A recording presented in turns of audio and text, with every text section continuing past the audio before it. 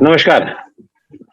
इधर भारतीय सेना को लेकर के कुछ खबरें ऐसी भी चल रही हैं जिस पर जिसको देख के भरोसा नहीं होता है कि ये वही भारतीय सेना है जिस पर हम लोग अ, जिसके प्रक्रिया पर हम लोग भी गर्व किया करते थे। भारतीय सेना पर तो हमेशा से गर्व रहेगा, हमेशा रहा है और मरते दम तक रहेगा। लेकिन कई प्रोसेस में ऐसे हो गए हैं जिसकी वजह से कभी-कभी दिक्कतें सामने आ रही हैं और वो दिक्कतें यूँ तो हो सकता है क्षणिक हों, कुछ दिनों के लिए हों, कुछ वक़्त के लिए हों, कुछ पल के लिए हों, लेकिन वहाँ हो रही हैं तो इसलिए दिक्कत है और वो खबरें भी बन रही हैं। अभी हाल में आपने सुना ही था कि जो नए बच्चों के लिए जिनकी भर्ती होनी थी सैनिकों की, उनको 2.5 साल से भर्ती नहीं हो रही है और उनकी एक अलग तरीके की समस्या आ रही है। और इस बीच में एक बहुत ही दुखद घटना भिवानी की भी हुई, जहाँ पर एक बच्चे ने आत्महत्या तक कर ली और उसने अपने पिता को चिट्ठी में ये तक लिखा कि माफ़ करना आप अगली बार मैं मुझे आप जो है वो सेना की वर्दी में देखोगे। मतलब इतना निराश हो गया था। दूसरी तरफ आज ही एक ऐसी खबर छपी है जिसमें ये कहा गया है कि कुछ सैन्य कर्मियों की पेंशन आज 4 अप्रैल हो गई है, अभी तक नहीं पहुंची है। भारतीय सेना में ये अप्रत्याशित रहा है, अभी तक बहुत रेयर ही शायद ऐसे उदाहरण रहे हों, जब पेंशन में आने में दिक्कत हुई हो। तो ये एक ऐसा मसला है जिस पर बातचीत ज़रूरी है। हम इसमें निश्चित रूप से भारतीय सेना पे कोई सवाल नहीं उठा रहे हैं, उसके अदम्य साहस पर कोई सवाल नहीं उठा रहे हैं, उसकी व्यवस्था पे कोई सवाल नहीं उठा रहे हैं। लेकिन जो कहीं पेच ढीले हो गए हैं, उन पर ज़रूर सवाल उठा रहे हैं और तत्काल चाहेंगे कि रक्षा मंत्री राजनाथ सिंह इसको तत्काल इसको हल करें और जो भी समस्या सामने कम से कम नज़र आई, क्योंकि ये ऐसी बातें हैं जो इमेज पर फ़र्क पड़ता है जिससे भारतीय सेना पर, तो इसको कृपया ध्यान रखें। वैसे इस मामले पर बातचीत करने के लिए हमारे साथ जनरल यश मोर हैं। जनरल साहब नमस्कार और आपका स्वागत नवोदय टाइम्स पंजाब केसरी में कि आपने समय दिया। ये पहले तो मैं बात करना चाहूँगा ये पेंशन वाली बात पे जो आज एक खबर हिंदुस्तान टाइम्स में छपी है, उसको देखते हुए कि क्या ऐसी घटनाएँ, ऐसी बातें पहले भी हुई कि पेंशन में देरी हुई हो और इस तरीके की ऐसी घटनाएँ आपको क्यों लग रहा है कि क्यों हो रही हैं? क्या कारण है? यशमोर साहब। थैंक यू श्रीवास्तव जी, हमेशा अच्छा लगता है आपसे बात करके। और आप जिस तरीके से ये भर्ती का मसला है या फौज का मसला है, जिस तरीके से आप बात करते हैं इन पे मुझे अच्छा लगता है आपसे बात करके कि एक शुक्रिया। बहुत ही एक अच्छे माहौल में हम, क्योंकि देश की सुरक्षा से संबंधित हैं, फौज की सब इज्जत करते हैं और हमें तो बहुत इज्जत मिलती है। हम तो इसी चीज से बहुत है कि हमने इतने साल वर्दी पहनी और आज भी हमारी इज्जत है, तो इसलिए अच्छा लगता है आपसे बात करके। तो चलो, अब मुद्दा आपने उठाया, आर्मी को लेके 2-3 चीजें हुई हैं, लेकिन आप खास तौर पे बात करना चाहते हो पेंशन की। तकरीबन 80,000 लोगों की पेंशन जो है इस बार अकाउंट क्रेडिट नहीं हुई है। 4 मई हो चुकी है, ठीक है। और ये जो है मसला बहुत दिनों से चल रहा है।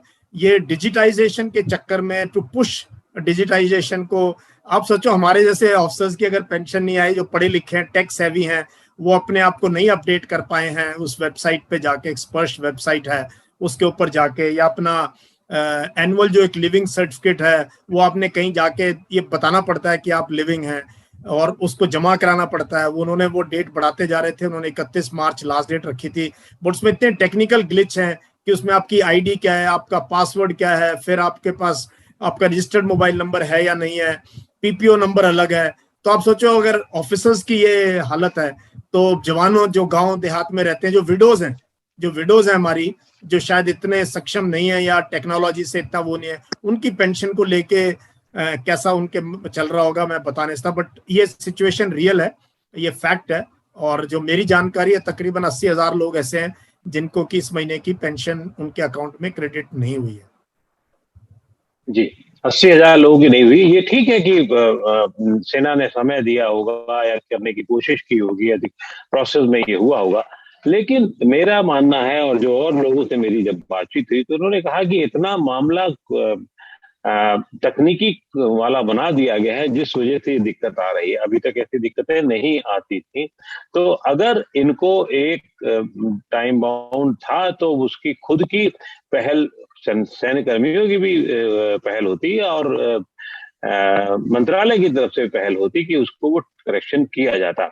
आपको क्या लगता है कि अब इसमें आगे क्या हो रहा है और क्या दिक्कतें हैं और वो क्या हल हो जाएगा, या मंत्रालय इसमें कुछ सक्रियता से सोच रहा है, कर रहा है? क्योंकि आपकी, जैसा कि इतना मैं जानता हूं कि आपकी अक्सर बात होती रहती है वहां के लोगों से, तो आपको क्या लग रहा है इसमें? मैं एक चीज तो बता दूं कि जो आर्मी हायरार्की है वो पूरी इस चीज से सजग है, और उनकी मतलब सिंपैथी भी है और उनकी कोशिश भी है। तो मैं ये कभी भी ये फीलिंग नहीं किसी को देना चाहता कि आर्मी में जो सर्व कर रहे हैं, जो इस डिपार्टमेंट को देखते हैं, कि उनकी किसी प्रकार से कहीं नेग्लिजेंस है। वो बहुत कोशिश कर रहे हैं। कहीं ना कहीं प्रॉब्लम हमारी जो सीडीए पेंशन इलाहाबाद में है वहां, और उस टेक्नोलॉजी को लेके लेके प्रॉब्लम्स हैं, जिसको कि मैं ये मानता हूँ पहले जो था ना, हम क्यों ये नए नए सिस्टम लेके आते हैं जिसको कि इतना मुश्किल हो जाता है फॉलो अप करना। बैंक की रिस्पॉन्सिबिलिटी रखी है पेंशन देना, जो जैसे कि पहले थी। बैंक अपने आप कंफर्म करेगा ये जी रहा है या क्या है, बिकॉज बैंक के साथ एक इंडिविजुअल का, एक बैंक है, पोस्ट ऑफिस है, एक इंडिविजुअल कनेक्ट होता है। तो it should be the responsibility the banks to disburse pension. अब होगी है बैंक से चली गई पावर पीसीडीए के पास इलाहाबाद से। तो ये बैंक भी जो है अपनी तरफ से पेंशन, नहीं तो बैंक क्या करता था, नहीं भी आती पेंशन तो bank was duty bound to credit that money into the pensioners account 1 तारीख को। तो वो, अब मुझे ये पता, सुबह मेरी बात हुई है, जानकारी मिली है कि शायद अभी वो उस पे मतलब बहुत हायर लेवल पे बातचीत चल रही है। शायद 1-2 महीने का और ग्रेस पीरियड दिया जाएगा और जल्दी ही जिसको पेंशन नहीं मिली वो क्रेडिट हो जाएगी इस हफ्ते, जहां तक मुझे लगता है। मैं सिविल कर्मियों के बारे में ज्यादा जानता हूँ, आप सैन्य कर्मियों के बारे में बहुत ज्यादा जानते हैं। और क्योंकि सैन्य कर्मियों को लेकर मैं इसीलिए कोई कमेंट नहीं करना चाहता हूँ, लेकिन सिविल कर्मियों में अक्सर ये होता है कि पेंशन के लिए लाले पड़ जाते हैं। खासतौर से पहली पेंशन जब शुरुआत करानी होती है तो उनकी चप्पलें घिस जाती हैं। तो क्या ऐसा सेना में भी होता है, या उसमें भी मतलब कुछ काम करने की एवज में कोई चाहत कहीं होती है? मुझे नहीं पता है, लेकिन क्या ऐसे लोग परेशान होते हैं, परेशानी का कारण होता है? और अगर होता है तो बहुत दुखद है ये। नहीं श्रीवास्तव जी, पहले बहुत होता था। पहले पेंशन क्या, अपने क्लेम पास कराना भी अपना, स्पेशली रिटायरमेंट के टाइम जूते घिस जाते थे फाइनल क्लेम लेने में, और फिर महीनों लग जाते थे पेंशन स्टार्ट होने में। लेकिन अब मैं ये बता दूं, to the credit of the army, ये मैं आर्मी की गारंटी दे रहा हूं आपको, जिस दिन आप रिटायर होते हो, जिस दिन आपको उससे 15 दिन पहले आपका पेंशन अकाउंट नंबर, आपकी सारी फॉर्मेलिटी आपके हाथ में आ जाती है। एवरीथिंग इज बहुत अच्छे तरीके से इस पे। और ये जनरल विक्रम के टाइम शुरू हुआ था जब उन्होंने डायरेक्टरेट बनाया था वेटरन्स का। तो today we have a very efficient system, you know, everything is clear. सब कुछ तकरीबन हो जाता है, कुछ केसेस इंडिविजुअल केसेस होते हो, मैं कह नहीं सकता हूँ, but everything is clear. Army की तरफ से जो है, जिस दिन जवान या ऑफिसर पेंशन आता है, अगले महीने से उसकी पेंशन आनी बैंक में स्टार्ट हो जाती है। तो system is quite efficient as far as the service headquarters is concern. Okay. अभी ये जो हुई है पेंशन का मामला, ये मतलब एक लगातार चलती रहने के बाद एक ब्रेक हुआ है, या इस तरीके की कोई तकनीकी जो बाधाएं थी, आप बता रहे हैं कि अपडेशन में कुछ समस्या थी, इस वजह से यही हुआ है, या कुछ और भी मामले आप समझ रहे हैं? मुझे लग रहा है वही अपडेशन को लेके है। एक स्पर्श एक वेबसाइट है जो उन्होंने बनाई कि आपको उस वेबसाइट पे जाके लॉग इन करना है, उस पे अपना जो है लिविंग सर्टिफिकेट आपने एनुअली अपलोड करना है। और वो तो उसमें जो है हर नॉर्मल इंसान के बस की बात नहीं उस वेबसाइट के साथ।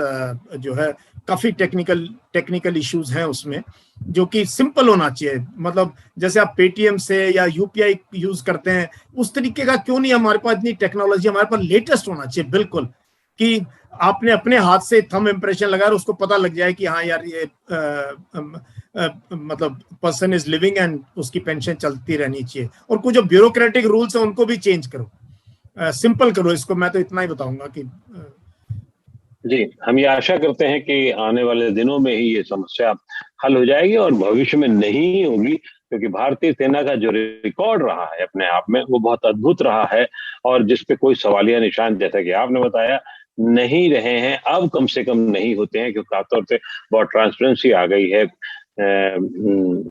पूर्व जो अधिकारियों की सक्रियता की वजह से।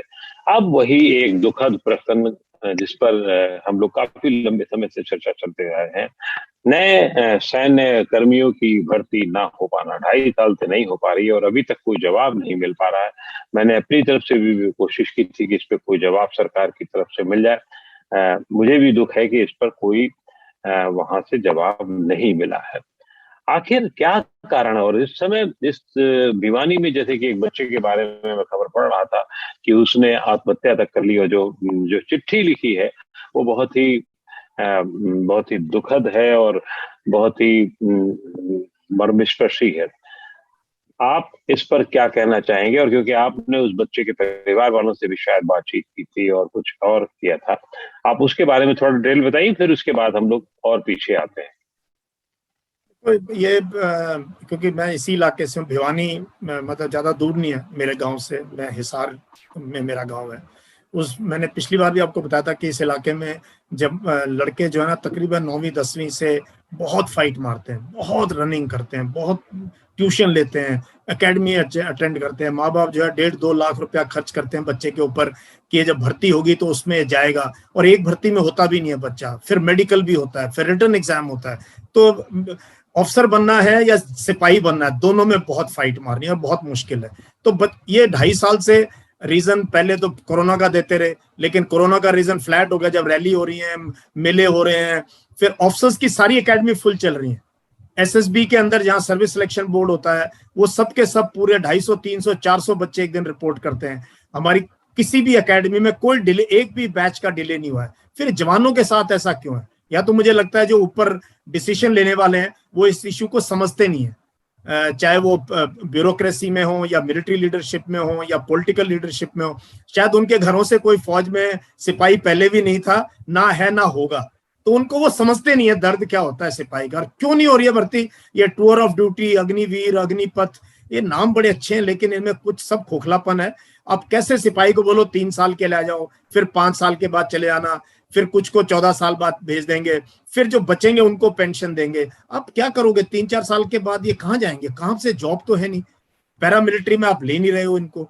तो ये पूरा का पूरा तंत्र जो है ना, ये आने वाला है, मुझे लगता है ये डिस्कशन चल रहा होगा बहुत हायर लेवल पे। फिर सीडीएस नहीं अपॉइंट किया आपने, कब से जनरल रावत के देहांत को कितना टाइम हो गया? हम सोचे थे कि आर्मी चीफ की वेट कर रहे हैं, वो भी रिटायर हो गए। तो उस ऑफिस ने जहाँ हेड करना था, हेड ही नहीं है वो उस ऑफिस का, जिसने गवर्नमेंट के साथ स्टोर ऑफ ड्यूटी पे काम करना था। तो मुझे सचमुच में अचंभा है कि इतने अच्छे इंपॉर्टेंट इशू पे कोई भी आधिकारिक कोई स्टेटमेंट नहीं आती है, कोई मतलब आई फेल टू अंडरस्टैंड रियली। जैसा कि मेरी जानकारी है कि पूर्व सेना अध्यक्ष ने, जिनका निधन पिछले दिनों दुर्घटना में हो गया था, उन्होंने एक इस पूरे प्रोसेस को सैन्य कर्मियों की भर्ती को लेकर के नए तरीके से हुआ था। हुआ क्या था, नहीं हुआ था, अभी सब जिन 3 शब्दों का आपने जिक्र किया कि 3 साल, 5 साल, 6 साल, 10 साल जो भी है, अब इसको भी समझना जरूरी होगा कि क्या ये कितना गवर्नमेंट इस पे फैसला नहीं ले पा रही, क्योंकि काफी लंबे समय से ये प्रक्रिया चल रही है। आप 3 साल की भर्ती सैनिकों के लिए करके क्या साबित करना चाहते हैं? 3 साल के लिए अपनी जान देने के जो जज्बे हैं उसके साथ में, वो उस पर कितना उतरेगा? 5 साल की नौकरी के लिए वो जान देने के जज्बे के साथ कितना आएगा? हम अगर सिविल सर्विसेज में देख लें, 3 साल और 5 साल के जितने भी खेल होते हैं, अगर इन नेताओं से पूछ लिया जाए तो 5 साल वाले में सिर्फ भ्रष्टाचार करने लोग आते हैं, माफ कीजिएगा, ज्यादातर लोग। तो वो आप जज्बा यहाँ 3 साल और 5 साल की नौकरी में नहीं कर सकते। आप क्या, ठीक है, देश के सामने एक समस्या हो सकती है, पेंशन की समस्या हो सकती है, भर्ती लगातार है, उस फौज को जैसा कि मेरी जानकारी है 13-14 लाख की बड़ी फौज है हमारे देश की, और उसमें रिटायर होते रहे हैं लोग, उसके बाद उनको पेंशन की भी बात आती है। लेकिन पेंशन कम हो, ज्यादा हो, इस पे तो सवाल उठ सकता है, उस पे तो बात हो सकती है। लेकिन आप 3 साल की नौकरी दे करके इससे क्या साबित करते हैं? बैठ करके क्या साबित करना चाहते हैं? जैसे अभी भी कुछ सेना के एक उसमें है जो श्रेणी है जिसमें 2-2 साल 3 साल के लिए लोग अफसर बनते हैं, और वो ऑर्नामेंटल मुझे लगता है ज्यादा होता है। ठीक है, उनका अपना शरीर ठीक होता है, बाकी जज्बा होता है, लेकिन वो ऑर्नामेंटल ज्यादा होता है। अगर मैं गलत हूं तो जरूर मुझे टोक दीजिएगा। तो ये व्यवस्था जो सुनी जा रही है अभी, क्योंकि पक्की नहीं है, अभी कहीं से बात नहीं हो रही है, तो आपको क्या लगता है इस पे कुछ सरकार दोबारा सोच रही है? जैसा कि देर हो रही, तो इसका मतलब सरकार सोच रही है कि सही में वायबल है कि नहीं है? आपको क्या लगता है? मुझे लगता है सरकार निश्चय कर चुकी है, इसीलिए भर्ती नहीं हो रही है।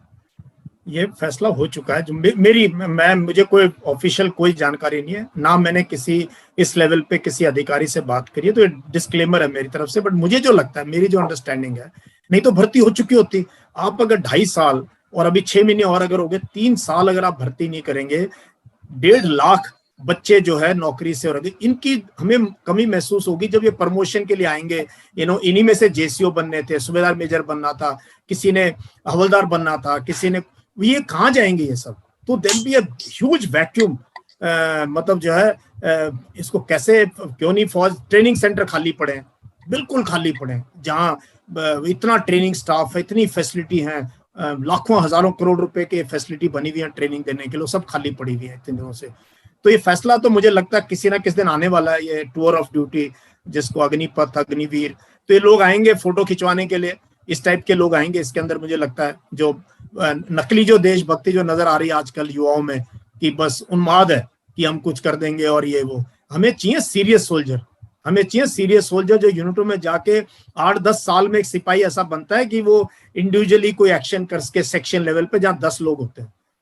तो 3 साल में आपकी बात सही है, 3 साल 5 साल वाला जो है उसकी कितनी कमिटमेंट होगी अपनी यूनिट के लिए, अपने काम के लिए, और फिर उसके आगे अगली बार ये लटक रहा है मेरे इसके बाद मेरा क्या होगा, क्योंकि जॉब है नहीं बाहर। रिटायर होते कोई जॉब नहीं है फौजियों के लिए। मैं आपको समझा दूं, सब कहानियां हैं, कॉर्पोरेट ले लेगा, फलाना ले लेगा, सबको सिक्योरिटी गार्ड चाहिए बस, और कुछ नहीं। कोई बहुत ही रेयर है किसी फौजी एनसीओ जेसीओ को कोई अच्छी नौकरी मिल जाए, सब तो ये बट सरकार है, उनके पास सारे इनपुट हैं, सारा डेटा है, और समझदार लोग ऊपर बैठे हैं। तो मुझे लग रहा है वो भी कोई नेशनल इंटरेस्ट में देखते हैं, कोई अच्छी स्कीम ही लाएंगे। मैं तो पॉजिटिव इंसान हूँ, तो यही सोच रहा हूँ, देखते हैं। नहीं, आपकी पॉजिटिविटी में एक सवालिया निशान भी उठ रहे हैं, और ये सच बात है कि जो फौज से सैनिक निकल रहा है वो अगर सिर्फ सिक्योरिटी गार्ड के लिए, सिक्योरिटी गार्ड की भी नौकरी को बुरी नहीं मैं कह रहा हूँ, लेकिन वो उस स्तर पे जो उसका काम, जो उसने अनुभव हासिल किया होगा, उससे कैसे कोरिलेट कर पाता हूँ? देखो नहीं कर सकता ना। आप सोचो, मैंने पिछली बार बताया था, इतने स्पेशलाइज्ड ट्रेड है आर्मी के अंदर, 250 करीब ट्रेड है। आप कंप्यूटर ऑपरेटर हैं, रेडियो ऑपरेटर हैं, रेडियो मैकेनिक हैं, टैंक्स के मैकेनिक हैं, टैंक चलाने वाले लोग हैं, तो बीएमपी चलाने वाला, एयर डिफेंस के जो रडार कंट्रोल करते हैं, एयर डिफेंस की मिसाइल जो फायर करते हैं, इंजीनियर्स के हैं जो ब्रिज बनाते हैं, जो ये मतलब माइन लगाते हैं। ये बहुत ही स्पेशलाइज्ड टास्क है। इतने सारे टास्क हैं जो जवान करते हैं ट्रेनिंग के बाद, इतने कोर्सेज होते हैं। तो ये तो इतना बड़ा गैप दे दिया, कहाँ जाएंगे? और इतना काम करके फौज में, इमेजिन जो टैंक चलाता है, 10-15 करोड़ रुपए का टैंक को जो ठीक कर सकता है, वो फिर क्या गार्ड खड़ा होगा किसी बैंक के बाहर? क्यों किया उसने फिर इतना काम? इसलिए मैं कह रहा हूँ कि हमारे पास है नहीं इनको अब्जॉर्ब करने के लिए टेक्निकल मैन पावर को, जो फौज से इतनी मेहनत के बाद, इतना पैसा खर्च होने के बाद जो है शख्स को हम ट्रेनिंग देते हैं। मेरा खुद एक अचानक सवाल दिमाग में उठ रहा है कि अगर 3 और 5 साल की फौज जमा की जा रही है, तो फिर तो उनके नंबर्स भी मल्टीपल हो जाएंगे। अभी तो मान लीजिए, अभी जो क्षमता है वो, और क्या देश में सोचा जा रहा है कि अगले 15 साल बाद क्या 50 लाख की सेना करनी, इस तरीके की जो टेम्परेरी सेना रखी जाए, और 10, 12, 15 लाख की परमानेंट सेना रखी जाए, ऐसा कुछ सोचा जा रहा हो तो बात दूसरी है। मुझे तो ऐसा कुछ आसार नजर नहीं आते हैं। श्रीवास्तव जी देखो, पहले ही जब से हमारी पहले पैरामिलिट्री फोर्सेस कितनी होती थी, बीएसएफ, सीआरपीएफ, चंद यूनिटें होती थी। अभी उनकी संख्या फौज से ज्यादा होने वाली है, क्योंकि इंटरनल सिक्योरिटी, पंजाब की प्रॉब्लम, कश्मीर की प्रॉब्लम, नॉर्थ ईस्ट की प्रॉब्लम, हिंदू मुस्लिम दंगे करते करते इंटरनल हमारा देश इतना समस्याओं से घिरा रहा है कि पैरामिलिट्री फोर्सेस की इतनी स्ट्रेंथ बढ़ चुकी है। और फौज तो जो है, मेरा मानना है कि स्ट्रेंथ हमें कम करनी चाहिए। ऐसा मॉडर्न आर्मी ज्यादा से ज्यादा टेक्नोलॉजी पे डिपेंड करना चाहिए, बट उसके और तरीके हैं, वो आइडेंटिफाई करने हमने कौन सी जगह पर हम जो है टीथ टू टेल रेशियो जो कहते हैं, कौन सी अपॉइंटमेंट्स ऐसी हैं, कौन से जगह ऐसी है जहां यूनिफॉर्म वाले सिपाही की जगह हम दूसरे ढंग से काम कर सकते हैं। तो संख्या नहीं बढ़ सकती है, आई थिंक कम ही कर सकते हैं अगर फ्यूचर में अगर हमने पेंशन बिल बचाना है, सैलरी के खर्चे बचाने और मॉडर्नाइजेशन के लिए पैसा निकालना है, कैपिटल इन्वेस्टमेंट के लिए पैसा बचा के रखना है, तो आपको स्ट्रेंथ तो कहीं ना कहीं आपको कैप करनी पड़ेगी या कहीं ना कहीं फ्यूचर में रिड्यूस करनी ही पड़ेगी। पता नहीं कैसे ये क्या हो रहा है और क्या चीजें, क्योंकि मैंने तो आपसे बात इसलिए की कि आप अपडेट रहते हैं। और ये भिवानी वाला बच्चे के साथ जो घटना हुई, उस घटना के आप दुष्परिणाम क्या देख रहे हैं? क्योंकि मैंने आपसे पहले कहा जैसे कि आपने वहां बातचीत भी की थी उन बच्चों के माँ बाप से या परिवार में किसी से, तो आप उससे दुष्परिणाम क्या देख रहे हैं? दुष्परिणाम तो बच्चे हताश हो रखे हैं, बहुत हताश हैं, बहुत डिस्पोंडेंसी है, बहुत नेगेटिव फीलिंग है नौजवानों में, जो कि क्योंकि हम आज पब्लिक स्पेस के अंदर हैं, हम अपने ककून में तो है नहीं कि रिटायर हो अपने घर बैठ गए। मैं तो यूट्यूब पे, इंस्टाग्राम पे, ट्विटर पे, हर जगह लाखों बच्चों को इंस्पायर करता हूँ, मोटिवेट करता हूँ ऑफिसर बनने के लिए या अपनी जिंदगी सुधारने के लिए। वो सबके साथ हर दूसरा सवाल मेरे पास ये आता है, हर दूसरा सवाल आप मेरे किसी भी टाइमलाइन में जाके देखना, कोई भी सीरियस मुद्दे पे मैं बात कर रहा हूं, लेकिन हर दूसरा सवाल यही आता है, सर बताएं भर्ती कब, सर बताएं भर्ती कब। इतना मतलब एक बात हम कोई और कर रहे हैं, लेकिन हर दूसरा सवाल यही है हमारे से लोगों से कि सर बताओ भर्ती कब होगी, बताओ भर्ती कब होगी। अब क्या जवाब दें? जी, तो अभी भी अधर्म में मामला लटका हुआ है, जबकि पिछली मुझे याद जैसा पड़ता है 5 मार्च को दिल्ली में जंतर मंतर पर बड़ा प्रदर्शन हुआ था, लोग आए थे, बच्चे दौड़ दौड़ के आए थे, एक सज्जन तो 300 से ज्यादा किलोमीटर तक पैदल दौड़ करके आए थे, एक झंडा लेकर के, वो भी तिरंगा लेकर के आए थे वो, और बहुत सारे ऐसे ही बच्चे थे। तो बच्चों में जो जज्बा है वो खत्म ना होने पाए, ये हमारी कोशिश होनी चाहिए। और निश्चित रूप से सरकार कुछ सोच रही होगी या अभी बताने का समय नहीं आया। अब मैंने भी कहना बंद कर दिया है कि साहब जल्दी आने वाला है, जो कि मुझे जो संकेत दिए जाते थे वो जल्दी वाले होते थे, लेकिन अब नहीं मिल रहे हैं। तो हम आशा ही कर सकते हैं, और हम ये भी आशा कर सकते हैं कि भारतीय सेना के किसी भी विंग में, चाहे वो पेंशन वाले विंग हो, चाहे वो पेंशनर्स की विंग हो, चाहे वो नए बच्चों के, नए सैनिकों की भर्ती का मामला हो, कि जल्दी से जल्दी हो हल। दुनिया में, भारत में कम से कम किसी में भी समस्या कोई हो तो चल सकती है, लेकिन भारतीय सेना के साथ कोई भी समस्या होगी तो किसी भी देशवासी को ये बर्दाश्त नहीं होगा। ये अभी तक जज्बा हमारा है कि भारतीय सेना के साथ कोई कमी नहीं होनी चाहिए। हमारा आप कुछ भी चाहो ले लो, हमसे आप कुछ भी मांग लो, और अभी भी अगर गवर्नमेंट को किसी स्तर पे ऐसा लगेगा तो कोई दिक्कत नहीं है। बहुत सारे लोग हैं जिनके पास अतिरिक्त है, वो दे सकते हैं, कर सकते हैं, और उस जज्बे को, सेना के जज्बे को बनाए रखिए कृपया। बहुत बहुत आभार जनमोहन साहब आपका, और मैं आपको जनरली कहूंगा, उससे वो मत कहिए। बहुत बहुत शुक्रिया आपका। थैंक यू, शुक्रिया, थैंक यू, नमस्कार।